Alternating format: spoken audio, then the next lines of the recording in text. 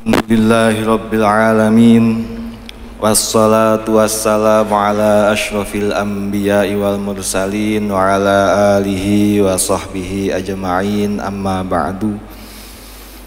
Alhamdulillah, kita kembali diberi kesempatan oleh Allah Subhanahu wa ta'ala untuk berkumpul, membaca serta mentadabburi makna-makna yang diuraikan oleh para ulama terkait lafadz-lafadz Al-Quran. Pada kesempatan kali ini kita akan membaca surat Al-Baqarah ayat 229 dan insya Allah nanti sampai 230. Kedua ayat ini ditemakan oleh Asy-Syaikh Wabaswaili dengan adadut talak, jumlah talak. Jadi talak niku ada kuotanya. Juga khulu' wal khul'u lan khulu'. Khulu' niku permintaan istri kepada suami agar suami berkenan untuk menjatuhkan talak. Untuk menjatuhkan talak. A'udzu billahi minasyaitonir rajim. Bismillahirrahmanirrahim. At-talaqu marratan fa imsakum bima'ruf aw tasrihum bi ihsan. Al-ayah.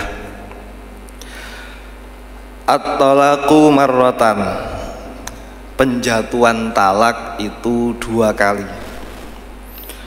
Fa imsakum bima'ruf aw tasrihum bi ihsan. Kalau sudah 2 kali, maka pilihannya hanya 2. Yang pertama imsakun bima'ruf, mempertahankan perkawinan dengan cara yang baik.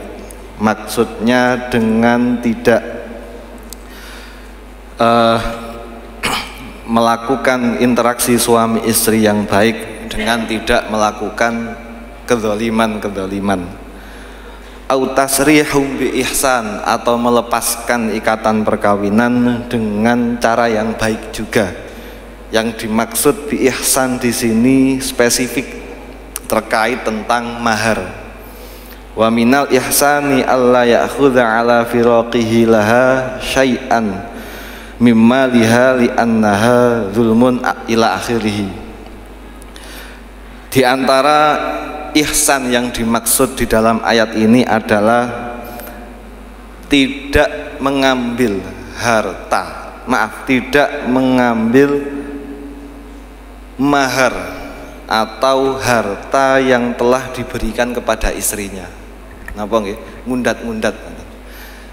Setelah mentalak kemudian maharnya diminta lagi, mungkin rumahnya, baju-bajunya diminta lagi, kendaraan diminta lagi. Tapi yang digarisbawahi ten mriki niku mahar, karena mahar secara budaya Indonesia juga Arab sangat berbeda. Kalau di Timur Tengah niku mahar kan banyak ya. Mahar niku sangat banyak.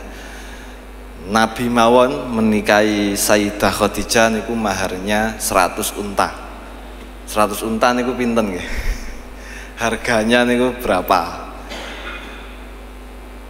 Dosen kula kebetulan juga menantunya Mbah Jamal, Gus Saiful niku nate kuliah di Yaman, kemudian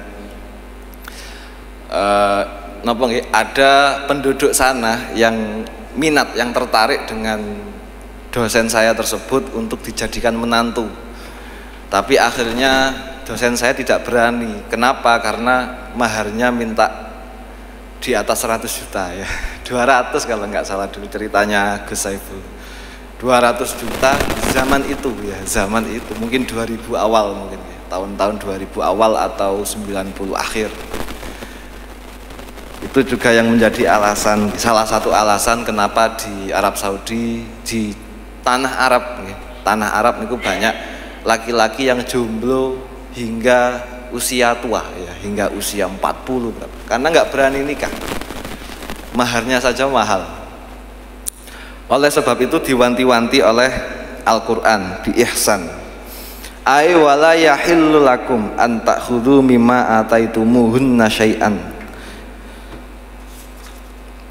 tidak halal bagi kalian semua para suami antakhudhu untuk mengambil mimma ataitumuhunna syai'an dari mahar yang telah kalian berikan kepada istri kalian, syai'an walaupun sedikit, mintanya misalnya diambil setengahnya, itu tetap tidak halal. Illa ayyakhafa, kecuali jika kedua suami istri takut alla yuqima hududallahi, tidak bisa melaksanakan ketentuan-ketentuan Allah. Nah, ini menjelaskan dari ihsan tadi, bahwasanya yang digarisbawahi adalah menggugat mahar. Dengan mahar segitu besar niku kan nggih napa nggih girap-girap nggih, getone kenemenen, mentalak niku getonnya luar biasa, rasa hati ingin mengambil lagi, mengambil lagi. Apalagi kemudian kalau permintaan talak niku dari pihak istri, si istri yang meminta talak, wah tentu yang suami ceenake mahare biyen sekian, kok sekarang minta cerai, tanda kutip minta ganti rugi, minta ganti rugi. Kalau di Indonesia kan mboten nggih, 1 juta ke atas lah. Itu kalau katanya kiai-kiai, termasuk Gus Bak, termasuk napa Mbah Maimun Zubair menceritakan hukum ini khas Arab. Kenapa? Karena rasa suami ingin mengambil lagi maharnya niku sangat kuat karena nominal yang sangat besar. Sedangkan di Indonesia niku mboten terbayang ketika si istri minta cerai kemudian dituruti, niku terbayang-bayang meminta lagi maharnya niku tidak ada. Kenapa? Karena maharnya yang sedikit ya, sedikit. Walaupun ada banyak perempuan yang maharnya juga tinggi,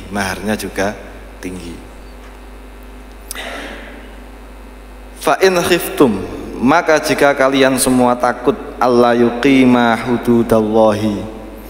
Yang dimaksud takut di sini niku para wali. Wa in khiftum, dan jika kalian semua para wali nikah nggih, takut alla yuqima hududallah, si suami istri tersebut tidak dapat melaksanakan ketentuan-ketentuan Allah, fala junaha alaihima fi maftadat bih, maka tidak ada dosa bagi mereka berdua fi maftadat bih, napa nggih, terkait tebusan.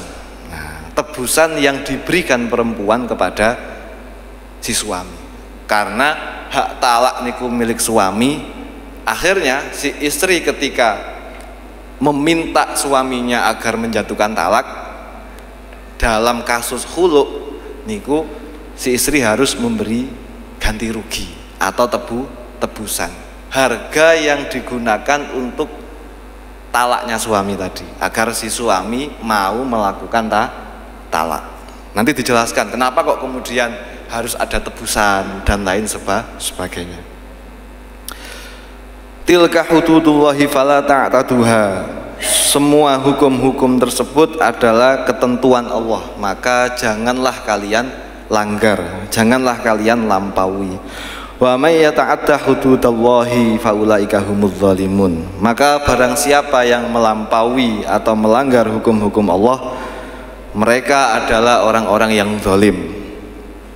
Secara singkat mawon, zalim niku ada 3 jenis nggih menurut sinten niki Imam As-Sa'di. Zalim niku ada 3. Yang pertama niku zalim terkait antara hamba dan Tuhannya. Kemudian zalim kepada Tuhannya saja, tidak terkait hamba dan Tuhan, tapi hanya kepada Tuhannya saja. Niki syirik niku kezaliman. Kemudian zalim yang levelnya di bawah syirik, sampun. Fa in talaqaha, maka jika si suami mentalak istrinya yang ketiga kali, setelah mentalak dua kemudian talak lagi yang ketiga, fala tahillu lahu, maka si istri tidak halal lagi bagi suami tersebut. Maksudnya si suami tidak boleh menikahi istrinya lah lagi. Mim ba'du, setelah talak yang ketiga tadi. Hatta tangkiha zaujan ghairah, kecuali kalau si istri sudah dinikah lagi dengan laki-laki yang lain. Setelah dinikah,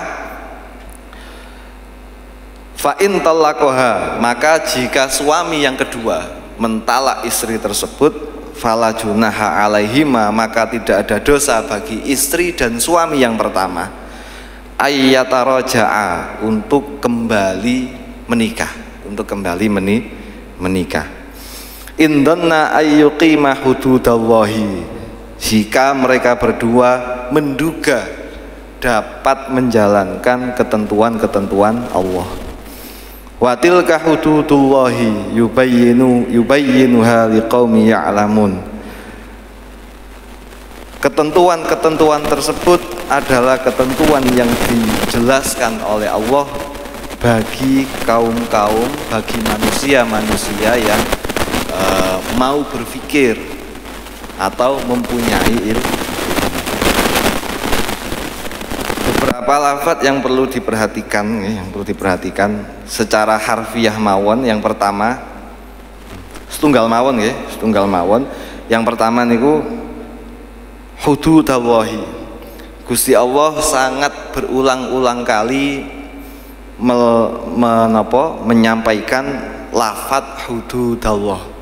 Hal ini merupakan penegasan bahwasanya perkawinan juga talak itu adalah haknya Gusti Allah. Maksudnya haknya Gusti Allah itu apa? Bahwasanya manusia diberi fasilitas yang namanya perkawinan agar dapat menuju perkawinan yang ideal, yakni perkawinan yang sampai wafat, wafat. Akan tetapi apabila di tengah jalan sudah berat untuk melanjutkan perkawinan, karena sebelumnya dijelaskan kalau perkawinan itu sangat berat, ujiannya niku bertubi-tubi, tidak ada henti-hentinya, sampai Nabi Muhammad niku bergeleng-geleng. Satu hadis mengatakan, sungguh aneh, atau untuk apa laki-laki memarahi istrinya, bahkan sampai memukul istrinya, kalau malam hari berromantis-romantis lagi. Itu saking dinamisnya hubungan antara suami dan istri. Ketika suami dan istri sudah tidak sanggup untuk melanjutkan perkawinan, Gusti Allah juga memfasilitasi terkait perceraian, yakni solusi terakhir bagi suami istri yang sudah merasa menyerah untuk melanjutkan perkawinan. Talak, ada talak 1, talak 2, talak 3, ada fasakh, ada fasadun nikah, kemudian ada tafriq qadha'i dan lain sebagainya. Secara singkat kemudian hududallah, lafadz hududallah juga menjadi penegasan bahwasanya kontrak perkawinan antara laki-laki dan perempuan itu bukan laki-laki kontrak kepada perempuan atau laki-laki kontrak kepada walinya perempuan. Lebih dari itu, bahwasanya perkawinan adalah kontrak antara laki-laki dan perempuan kepada Allah Subhanahu wa Ta'ala. Maka hendaknya bagi pasangan suami istri ketika mengalami kebahagiaan juga mengalami hal-hal yang berat di dalam perkawinan, harus mengingat Gusti Allah. Gus Bak niku sering cerita bahwasanya interaksi antara Gus Bak dengan istrinya niku nggih didasarkan pada Gusti Allah mawon, tendensinya hanya Gusti Allah. Maka ketika istri Gus Bak niku kan Gus Bak sing cerita, kula kadang nggih diseneni kali bojo kula, nggih dipurii, nggih diseneni nggih, tapi nggih kula tenang mawon. Karena hal-hal berat dari istrinya yang dirasakan oleh Gus Bahak niku nggih pemberian Gusti Allah. Maka cukup dengan sabar, saya sudah dapat pahala, sudah mendapatkan pahala melaksanakan perintah Allah. Dan ketika kemudian si Gus Bahak mendapatkan kebahagiaan dari istrinya, yang diingat juga Gusti Allah. Wah, alhamdulillah. Ini maka saya harus membahagiakan istri juga sebagaimana perintahnya Gusti Allah, wa saling menggauli dengan cara yang baik. Cuma tidak juga kalau tidak guyon diakhiri dengan kalau saya lebih memilih sabar atas istri. Kenapa? Karena nggak ada modalnya, nggak ada modal. Tapi kalau interaksi baik karena kebahagiaan dari istri, modalnya banyak, andok, tumbas maem dan lain sebagainya. Itu menjadi titik tekan bahwasanya segala sesuatu atau segala sikap yang dilakukan oleh suami istri hendaknya didasarkan kepada Allah Subhanahu wa Ta'ala. Nabi Muhammad nanti dawuh bahwasanya saya adalah sebaik-baiknya suami. Saking baiknya, salah satu kebaikan suami kepada istri adalah mendengar apa saja yang dikatakan, apa saja, entah itu hal baik, hal buruk, sampai yang sifatnya mboten manfaati, cerita ngalor gitu, sampai kuping panas. Ini mboten jelas, ini cerita niki maksudnya napa, mboten jelas. Niku Nabi Muhammad selalu mendengarkan cerita-cerita istrinya. Oleh sebab itu ketika suami ingin mendengarkan istrinya nggih diniati niru Kanjeng Nabi, karena kontrak ikatan perkawinan niku seorang hamba kepada Allah Subhanahu wa Ta'ala. Jadi kula nyampeaken mawon nggih, kula nyampeaken keterangan mawon. Kula mboten nguruki, kula amatir. Suami amatir baru beberapa tahun. Nah, kemudian terkait ini tentang tafsir, mulai masuk di asbabun nuzul. Bahwasanya ayat-ayat ini niku tidak lepas dari beberapa latar belakang yang menyertainya. Yang pertama adalah kondisi talak atau aturan talak sebelum aturan ini diturunkan oleh Allah. Pada zaman jahiliyah sampai sebelum turunnya ayat ini, talak niku tidak ada batasnya. Maka talak niku menjadi satu senjata bagi suami untuk napa nggih mendolimi istrinya. Mentalak sampai tidak terhingga. Mentalak sampai tidak terhingga. Dikatakan oleh Wahbah Zuhaili bahwasanya seringkali kejadian si suami niku ketika mboten puas dengan istrinya, suami tidak puas, suami jengkel dengan istrinya, suami marah dengan istrinya, maka si suami akan mentalak istrinya. Nah, karena ditalak maka didiamkan, dibiarkan dengan status si istri masih istrinya suami. Oke. Sampai masa iddah hampir habis. Misalkan masa iddahnya kemarin salah tata kuru sekitar 3 bulan. Menjelang 3 bulan si istri dirujuk, setelah dirujuk ditalak lagi, dibiarkan lagi sampai 3 bulan. Setelah iddahnya hampir habis dirujuk lagi, ditalak lagi sampai mboten karu-karuan. Mriki dijelaskan niku sampai ila ayaskuna ghadabu, sampai si laki-laki itu puas. Si laki-laki niku merasa dominan, merasa superpower. Ada satu hadis yang mencerminkan tersebut. Ada satu laki-laki pada zamannya Kanjeng Nabi. Niki riwayatnya Sayyidah Aisyah. Laki-laki niku senengane mentalak istrinya. Masya'a ayutalliqa. Yutalliqu imra'atahu masya'a ayutalliqa. Wa hiya imra'atun idar taja'aha wa hiya fil iddah. Wa in talaqaha mi'ata marratin wa aktsaru hatta qala rajulun limra'atihi wallahi la utallikuki ila akhirih. Yang intinya ngenten, laki-laki pada zamannya Kanjeng Nabi niku ada yang mentalak niku sampai 100 kali. Sampai 100 kali. Kalau seandainya talaknya dijatuhkan setiap bulan, maka 100 bulan. Nah, niki kula koyo mboten cocok. Niki kados hiperbola mawon untuk menggambarkan betapa banyaknya talak yang dilakukan oleh suami. Menapa nggih? Menggampangkan talak. Sampai banyak laki-laki juga yang mengatakan wallahi la utallikuki. Demi Allah, saya sesungguhnya tidak ingin mentalak kamu. Hanya saja wala awaika abadan. Saya tidak peduli padamu. Hanya karena tidak peduli tapi juga tidak ingin istrinya dinikah oleh orang lain, akhirnya disakiti dengan cara yang seperti itu. Kemudian si perempuan ini madul kepada Kanjeng Nabi. Madul fasakata hatta nazalal Quran. Nabi diam, kemudian turunlah ayat at-talaqu marratani fa imsakum bima'ruf aw tasrihum bi ihsan. Bahwasanya kuota talak yang dimiliki laki-laki itu hanya 2 kali. Maksudnya 2 kali itu apa? Talak yang 2, talak pertama dan 2 itu diberi kesempatan untuk rujuk. Sedangkan talak yang ketiga itu sudah tidak diperbolehkan untuk rujuk. Sedikit penjelasan, kembali kepada perkawinan setelah perceraian itu ada 2 jenis. Yang pertama niku rujuk, yang kedua niku nikah baru. Nah, nikah baru. Rujuk niku napa? Rujuk niku kembali dalam perkawinan saat istrinya masih di dalam masa iddah. Misalkan kemarin 3 sucian atau 4 bulan atau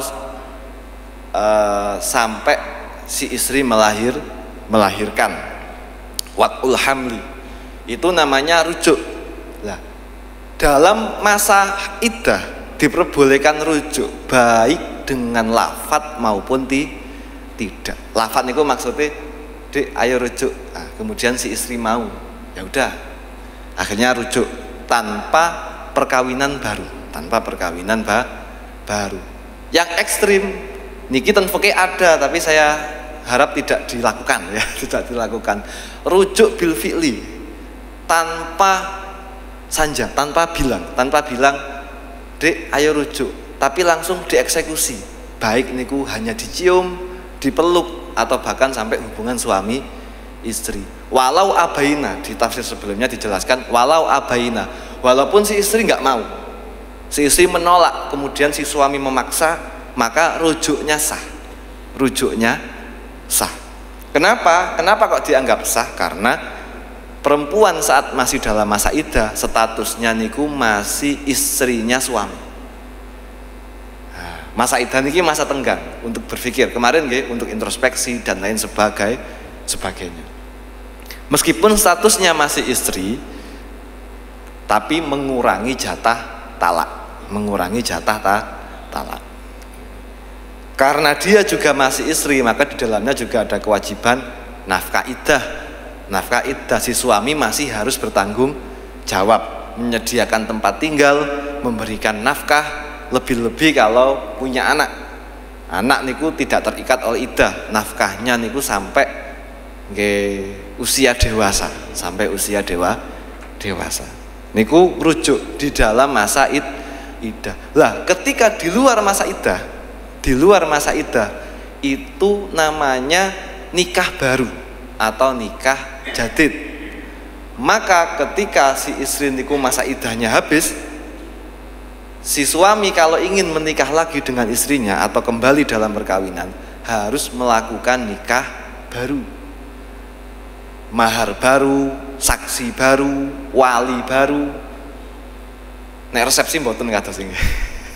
Soale sing buuh pun blenger nggih, blenger. Nggih biayane nggih kathah kalau resepsi.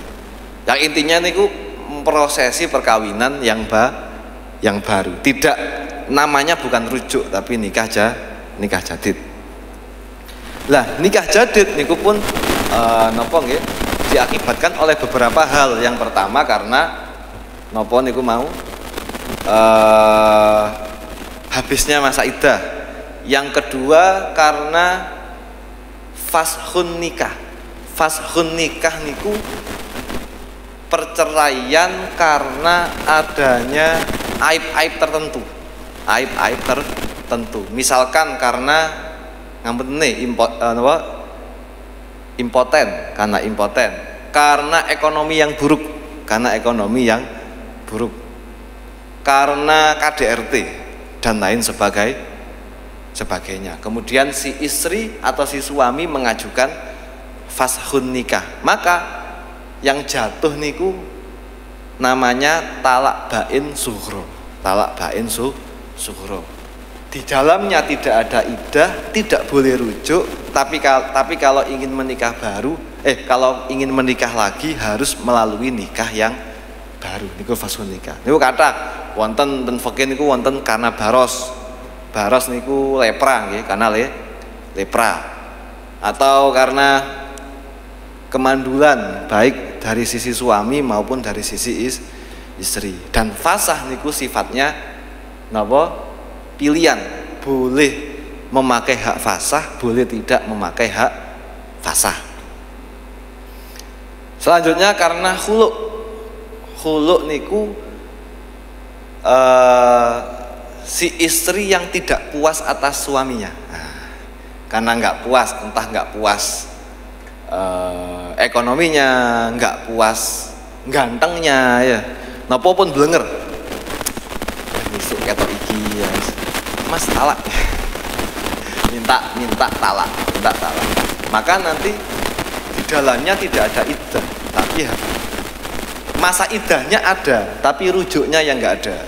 Ketika masa iddah selesai, harus nikah baru kalau ingin nikah lagi. Yang terakhir niku karena talak bain kubro. Talak bain kubro niku talak 3 kali. Talak tiga kali.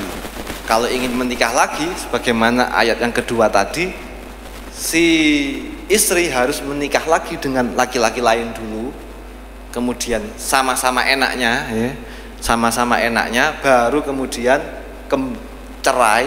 Setelah masa iddah selesai, baru kembali menikah dengan suaminya yang lama. Namanya muhallil.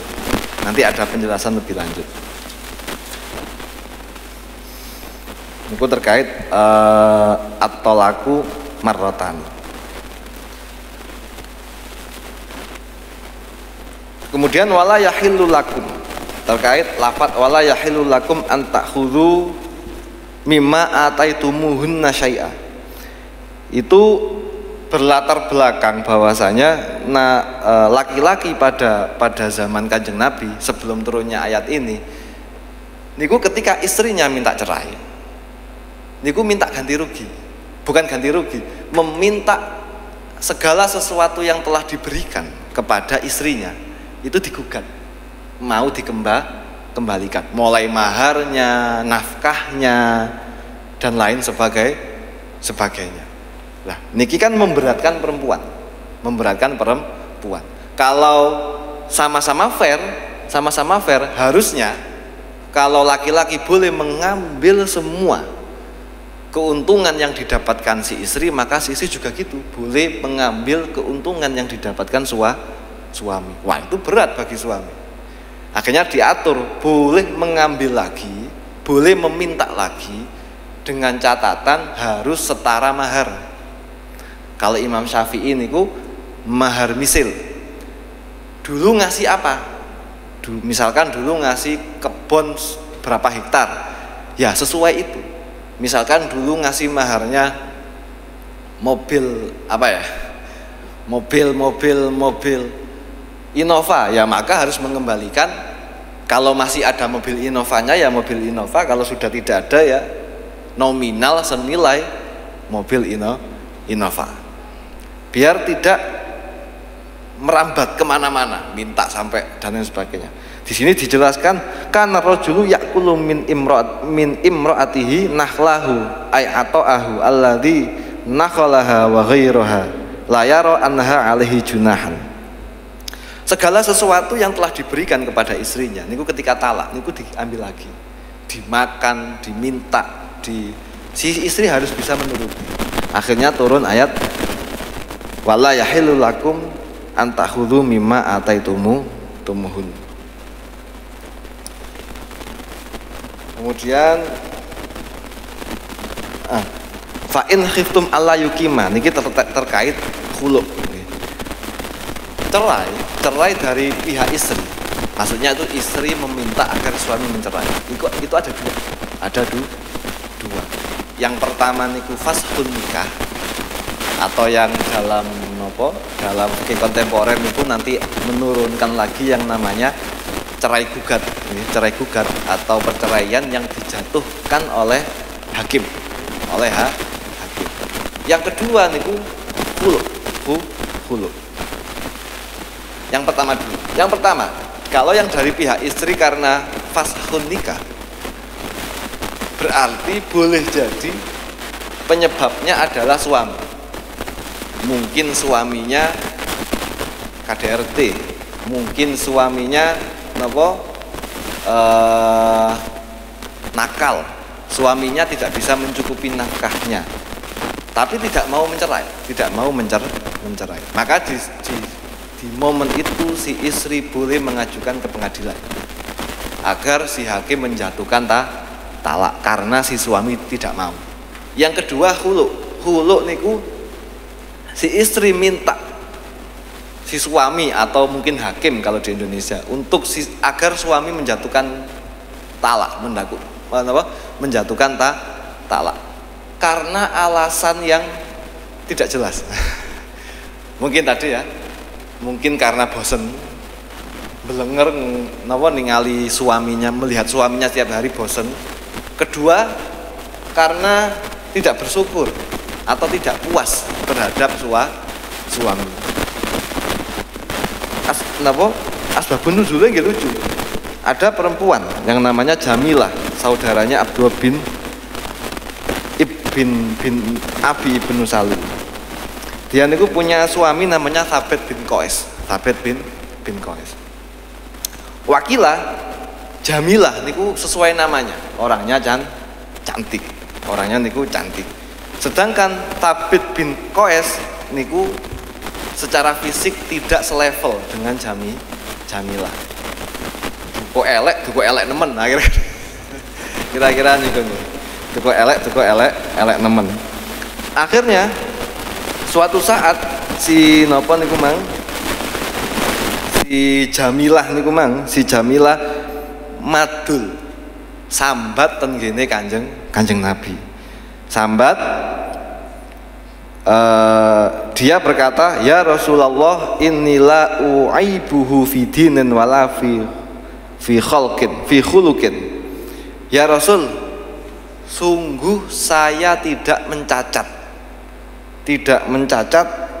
agamanya Thabit bin Qais, juga tidak mencacat akhlaknya Thabit bin Qais. Wakilah mboten khuluqin tapi khalqin. Saya tidak mencacat agamanya, juga tidak mencacat fisiknya. Nah niki wong wedok ngoten nggih, wong wedok biasanya nggih ngoten. Diawali dengan pernyataan yang sebaliknya. Kula mboten nyacat agama, juga tidak mencacat fisiknya Thabit bin Qais. Ghairu anni wajadtuhu mukbilan fi jamaah. Hanya saja Kanjeng Nabi, saya itu pernah mendapati suami saya Thabit bin Qais niku pas gumbul kanca-kancane. Mukbilan fi jamaatin, bersosial, kumpul-kumpul kali masyarakat. Fara'aituhu asyaddahum sawadan wa qasran wa aqbahahum wajhan. Kemudian saya melihat ternyata suami saya itu yang paling hitam. Yang paling hitam. Wa qasran, pendek ya. Wis ireng endek. Wa aqbahahum wajham, elek ya. Ireng endek elek. Niki. La yajma'u ra'si wa ra'sah syai'un. Ketika saya sama suami saya niku berjalan, gak pantas. Tidak seperti berjalan suami istri, tapi berjalan dengan bodyguard. Kira-kira kan nggih. Koyok jalan-jalan sama supirnya. Ngeten. Wa inni la ukrihal kufra fil Islam. Hanya saja Kanjeng Nabi, saya itu nggak pingin marah-marah, nggak pingin kufur terhadap ajaran Islam. Kemudian Nabi tanya, ya Jamilah, kebun yang dikasih yang dikasih Thabit bin Qais masih ada nggak? Dulu kebun yang dijadikan Thabit bin Qais sebagai mahar itu masih ada. Ya Nabi, masih ada. Ya udah, kalau gitu kembalikan. Nanti dijatuhkan khulu. Si Thabit bin Qais diminta oleh Kanjeng Nabi agar menjatuhkan talak. Nah, Thabit bin Qais di posisi ini adalah sebagai suami yang dirugikan, meneng-meneng, nggak ada angin, nggak ada apa, gara-gara elek ya kan, gara-gara elek minta cerai. Akhirnya dia diposisikan sebagai orang yang dirugikan. Maka dia boleh meminta ganti rugi, meminta imbalan atau meminta tebusan yang dilafatkan dengan fi maftadat bih, ya, fi maftadat bih. Nah, melalui ayat ini tadi saya kembali, Imam Syafi'i mengatakan tebusan dalam khulu atau dalam fikih dinamakan aiwat itu diharapkan ya, tidak lebih dari maharnya. Kalau maharnya kebun ya kebun, kalau maharnya sawah ya sawah. Karena getone nggih kenemenen, gak lapo-lapo dimintai cerai, rugi bandar nggih, rugi bandar. Nek di Indonesia si istri enteng mawon seperangkat alat sholat. Wis suwek kabeh pisan. Pun suwek kabeh. Niku terkait khulu. Kenapa khulu niku ada? Nah, si perempuan niki perbedaan laki-laki dan perempuan. Laki-laki niku sifat negatifnya nggih, laki-laki niku gampang muring-muring, egois, keras nggih, keras dan seterusnya. Nek istri niku nek terus Ali bin Abi Thalib sifat dasarnya dua. Cerewet, kedua gampang nyacat ya. Gampangnya nyacat. Contohnya Jamilah niki man. Nikah selama itu baru sadar kalau suaminya jelek. Suaminya jelek. Kemudian terkait dengan ayat yang kedua niki tolak bain kubro, setelah talak 3 kemudian boleh nikah kembali dengan syarat si istri harus menikah lagi dengan orang lain dulu, baru kemudian cerai, baru boleh menikah lagi dengan suami yang lama. Niki asbabun nuzule nggih tambah lucu malih, wonten perempuan namanya itu Rifa'ah. Rifa'ah niku madul ten Kanjeng Nabi. Maaf, sanes Rifa'ah, Tamimah Al-Qurdhiyah. Niki punya suami namanya Rifa'ah. Nah, Rifa'ah niku mentalak 3 Tamimah. Akhirnya menjadi tolak bain kubro.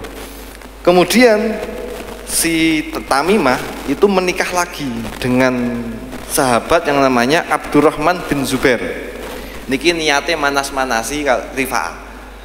Saya akan menikah lagi untuk membuktikan bahwasanya Rifa'ah niku salah telah mentalak saya. Setelah menikah dengan Abdurrahman bin Zubair, Tamimah niku getun. Ternyata performa daripada Abdurrahman bin Zubair niku tidak memuaskan. Performa. Kemudian Tamimah matul tenggene Kanjeng Nabi, wa inna ma'ahu mislu hudbatis taub. Ya Rasul, saya niku nikah sama Abdurrahman. Delala Abdurrahman niku kayak gombal. Kayak gombal niku napa? Maksudnya niku lemes nggih, mboten saged libidonya jelek ya. Semacam napa nggih? Lah niku pokoknya. Performanya sangat jelek. Niatnya Rifa'ah niku agar cerai terus bisa menikah lagi dengan Rifa'ah. Fatabassama Rasulullah wa qala aturidina antarji'i ila Rifa'ah. Nabi Muhammad bujeng terus dawuh, apa kamu ingin nikah lagi dengan Rifa'ah? Terus dijawab kali Tamimah, dilanjutkan oleh Kanjeng Nabi, la hatta yadhuqa usailataki wa tadhuqi usailatah. Tamimah, kamu tidak boleh nikah lagi dengan apa? Dengan Rifa'ah. Kenapa? Karena kamu tidak merasakan puas ketika berhubungan suami istri dengan Abdurrahman bin Zubair. Ini mendukung ayat ini bahwasanya yang dimaksud perkawinan setelah tolak bain itu harus perkawinan yang sesungguhnya, harus puas, puas, baik istrinya maupun suaminya. Lah puas niku pripun? Itu kok nggih. Mboten kula lanjutaken. Fa makatat muddatatu maja'ataniyan li Rasulillah. Tetap ngeyel. Ya Rasul, saya sudah berhubungan dengan Abdurrahman bin Zubair dan saya sudah ejakulasi, dan si Abdurrahman bin Zubair juga sudah ejakulasi. Nabi Muhammad dawuh, kamu bohong, kamu mengatakan kalau suamimu kayak gombal, dalam artian impoten atau lemah syahwat. Tidak mungkin bisa ejakulasi kalau lemah syahwat. Seandainya bisa ejakulasi bukan ejakulasi yang diinginkan. Singkat mawon, intinya ketika tolak bain kubroh niku ada yang namanya tahdzir atau hukum agar si suami istri niku tidak gampang-gampang mentalak, tidak gampang-gampang cerai, yakni dengan menikah dengan orang lain. Umar bin Khattab niku saking jengkele, Umar bin Khattab dawuh, pada zaman Nabi orang talak niku 3 kali.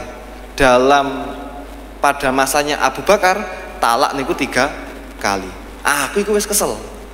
Karena banyak orang yang sembrono dengan perkawinan.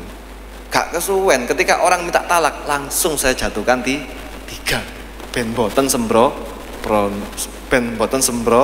no. Walau amdoinahu, kalau mereka memang ingin bercerai sekalian saya jatuhkan 3, biar niati Umar bin Khattab biar angka perceraian tuh turun karena takut. Semoga kita diberi kemanfaatan dan keberkahan oleh Allah Subhanahu wa taala. Bismillahirrahmanirrahim. Allahumma inni astaghfiruka ma 'allamtani farjudhu ilayya inda hajati ilaihi wa la tunsinihi ya rabbal alamin. Al-Fatihah.